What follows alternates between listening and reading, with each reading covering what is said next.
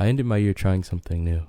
I would definitely say the year 2023 was, and still is at the time of this recording, my try new things year. And I'm glad to say that starting my first D&D campaign was a major highlight of this year. Don't forget to like the video if you enjoyed the video and join the Discord. Growing up, I've always been interested in fantasy. Even to this day, I still get that insatiable itch that is the MMORPG genre. This year, I've revisited so many early 2000 childhood classics like World of Warcraft, MapleStory, and probably my most played game ever, Adventure Quest Worlds. The latter, a game I started playing more than a decade ago and still revisit till this day. AQW alone is up there with the gaming staples, Minecraft, and Terraria for me. Remember this because it will be important for later. Today's video is one part of a much longer video series I hope to continue on this channel. Dungeons & Dragons is still pretty new to me, so your feedback is a must. Don't be afraid to comment your ideas and suggestions down below. With all that being said, this video mainly covers the following: how our group formed, my character creation process, campaign shenanigans, and my overall thoughts and first impressions. Let's get into it.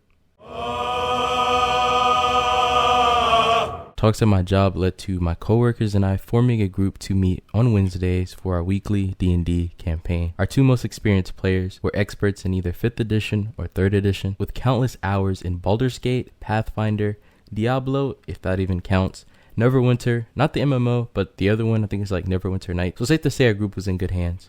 We all agreed to play the latest version of the game, which is 5th edition. I know there's talks of a new 6th edition, also known as D&D 1, but that ain't out yet. That's tough. The following weekend, our 3rd edition expert went to Barnes & Nobles and bought a few different campaigns for our 5th edition expert, who became our Dungeon Master, or DM for short. The campaign she decided we play was Turn of the Wheels Fortune. Let me know in the comment sections down below if this is a good first campaign for new players to play. I'll give you my thoughts later on. Let's continue. I knew I wanted to make my character either a vampire or a werewolf, but after watching this video by Pointy Hat, I became much more aware of how complicated playing a vampire would be. Adding the fact that I've never played D&D a day in my life before, it sounded like a recipe for disaster. Little did I know. On the flip side of the coin, my dreams of being a Lycan were much more attainable. Before you guys start speculating whether I'm one of those edgy loner werewolf meme guys, or I'm one of these all black wearing, Playboy Cardi standing, K-Dash from KOF looking opium fans, first off I want to say, who are you and how'd you find my house? Besides vampy rap music, bands like Evanescence, Paramore, and Flyleaf are some of my most streamed artists ever. Did I forget to mention that one Sonic game where he turns into a werewolf is like one of my favorite games of all time. Jokes aside, the main inspiration for my first character stemmed from my love for AQW. Crazy, right? One of my oldest videos on this channel was me trying to sell my account. Fast forward 10 years later, that character, that Lycan class, was the inspiration for my D&D character. All this culminated in me creating Zafina, a variant human, Order of the Lycan, blood hunter. My roles for her stats weren't the best, but for my first time, they could have been way worse. I'm going to be honest, the idea of me playing a vampire still plagued my every thought, especially after rewatching one of my favorite 90s cool vampire movies ever, Blade. Underworld, which the Flyleaf score on that album is totally why I didn't go back and rewatch the film. After doing some research, I found out that I could be a Dhampir, which is a half human, half vampire. This race gets a lot of cool traits like spider climb, dark vision, deathless nature, and most importantly, vampiric bite, which is by far my favorite trait because I have a hunger meter that must be satiated, kind of like Nago's blood meter for all my FGC fans from Strive. Everyone say goodbye to Zafina. I don't want to play with you anymore. And say hello to Rogue Dhampir Alan Tepes Walker, whose name isn't inspired by the protagonist from D. Greyman or Alucard from Castlevania. Man, I'm starting to notice a lot of pop culture and anime influences on my D&D character.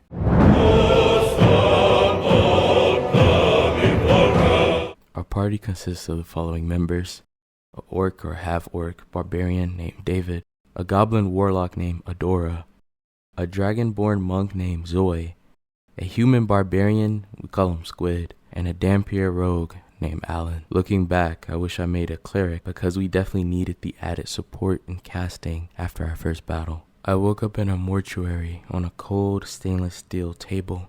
My memory is still a bit foggy. I assess my surroundings and notice there are others in the room with me. My stomach growls, my head aches, and my body feels feeble. I begin to wonder which one of these life forms will be my next meal. Before I could continue that thought, a floating skeleton head enters the room. He introduces himself as Mort, the mortician. Mort tells us that we are on an examination table and he was planning on investigating our bodies to determine our cause of death. He repeats that he could have swore we were dead a moment ago and asks us how are we awake now. Fast forward, our bard attempts to raise up Mort in an effort to get more information out of him. He fails miserably. The Dragonborn grabs Mort, and after some careful questioning, Mort reveals that our items and weapons are in the room down the hall to the left. He added that he doesn't know how we all died. All he knows is that the Heralds of Dust brought us in, and that we're currently in the city of Sigil. Time passes, and I get restless and scout the room out while the rest of our group questions Mort. With the aid of our goblin, who puts on a magic puppet show, which distracts the guards, it gives me enough time to steal our belongings. We gear up and begin our adventure. The group decides to check out the room to the far right in the same hallway we got our gear from. As we look into the room, we notice a flesh golem laid out on an operating table. Before we could enter the room, a herald closes the curtain and begins questioning us. The bard's charisma convinces the herald to continue working and forget we were even there. I scout out the hallway directly in front of the room with Mort and notice a one-way tunnel farther down the hall. It looks sketchy, and I consider entering it as a last resort. After looking around some more, I notice a corridor and a room tucked off to the left side. This room is a storage room with wall lockers containing autopsies, body bags, and a jar of organs. Banging from the inside of the wall locker in the back of the room gets louder. I hear a faint voice inside asking for help. By this point, the rest of the Scooby Gang has caught up to me. I decide to use my thieves' tools in an attempt to pick the lock, but it breaks halfway through. The orc pushes me aside and rips the door open. A undead man crawls out of the gaping hole. We ask him how did he end up in there. He states that he wanted to see how comfortable it was and ended up falling asleep. The bard notes that he's undead, therefore he does not need to sleep. The warlock reads his mind and tells us that he speaks the truth. The bard, having enough of his games, picks him up and carries him in the tunnel to uncover if there are any other ways to escape this place.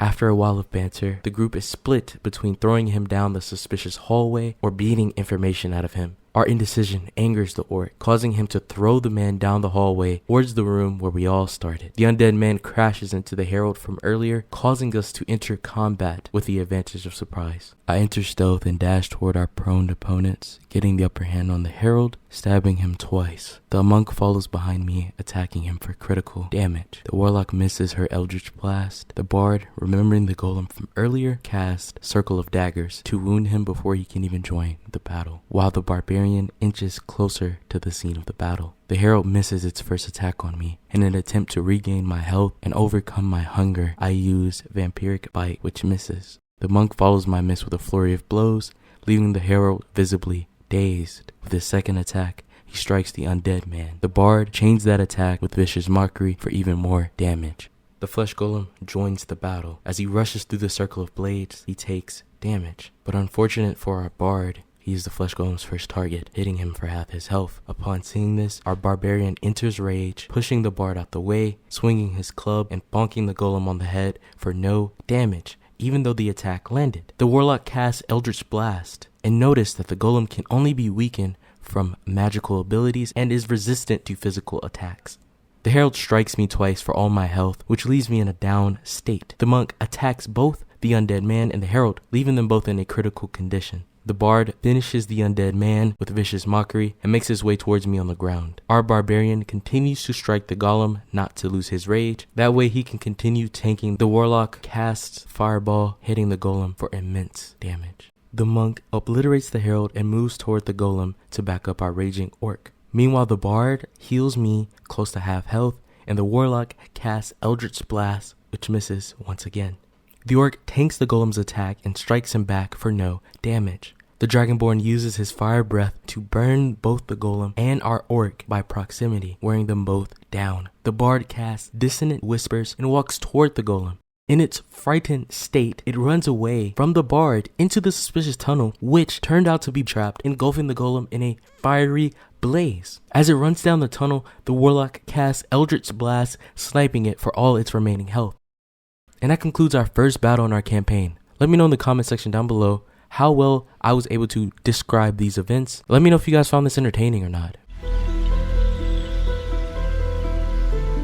First impressions, what I liked. Combat, although it can be drawn out when playing, and at times can seem very tedious, it is probably the most fun I've had since creating my character. For those of you wondering how much influence Baldur's Gate had on my understanding of the game, I would say it had a tremendous influence. In fact, being able to play D&D first, then play Baldur's Gate, come back to our most recent session, I would say it translated very well. So for those of you wondering, those of you curious who love BG3, please try out D&D. I think it's a blast, especially if you have some buddies. I think it's a really great time. I would say that's by far the most good out of all of this. Being able to get together with friends and kind of fellowship together and spend time and get to know each other better and vicariously get to know our characters. Shout out to our DM. Our DM was awesome. I know later I'll get into some of my bad points, but still to this day, we get together and we just bond over the events that happen in game. And I highly recommend it to everyone. Please, please, please, please, if you love BG3 and you feel like you're interested or you want to try it, I say go for it. Disliked the D&D Beyond app. It's good for getting started. It definitely helped me get an idea of how the character creation process goes. My issues lie with all the microtransactions on the app incentivizing us to rebuy the book digitally when we already owned a physical copy. I felt like they were placing a paywall on DLC content just because. They could have easily included a digital code within the physical book. Improvements. Campaign selection. For the sake of time, I didn't really discuss this part. But for our campaign, our DM informed us that we would have to create 2 other variants of our characters. And I feel like that's asking a lot of a new player. Just looking at my own personal experience, you guys can see how conflicted I was between my character Zafina and my character Alan Tepes. So adding my issues with the D&D Beyond app, how if I wanted to play a Dampier, I would have to pay $30 extra just for a sub race. I think that was absurd. On top of that, I have to make 2 other variants of my character. I just felt like for a new player, there could have been an easier way to... I felt like I was diving in on the deep end. And I know I could have really went deep into this, but I didn't want this video to be filled with kind of the negative side of what I didn't enjoy, what I didn't like. I wanted to make sure for new players, I try and capture as much as I could about the whole entire experience and not limit myself to just the good or just the bad. I want it to be an all-encompassing thing. For all my veteran D&D players, let me know whether my opinions are valid, whether you enjoyed this video. Let me know down in the comment section down below whatever you guys' thoughts are. I really do appreciate you guys' time and stopping by and checking out my channel. Please do subscribe. This is something new that I'm trying out, and with enough support, I will continue to make these D&D videos. Like I said, we play every Wednesday. Don't forget to like, comment, and subscribe. Thank you guys for your time. My name's Effective Television, and I'm Audi 5000.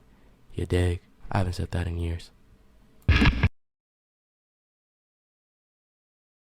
What's going on YouTube? Effective Television here, and I just want to thank you guys for 400 subscribers. Don't forget to follow the Twitch. I'm live pretty consistent. This might be the last little thing I post for maybe a week or 2. You know what I always say, big things are coming, and I appreciate all the endless support.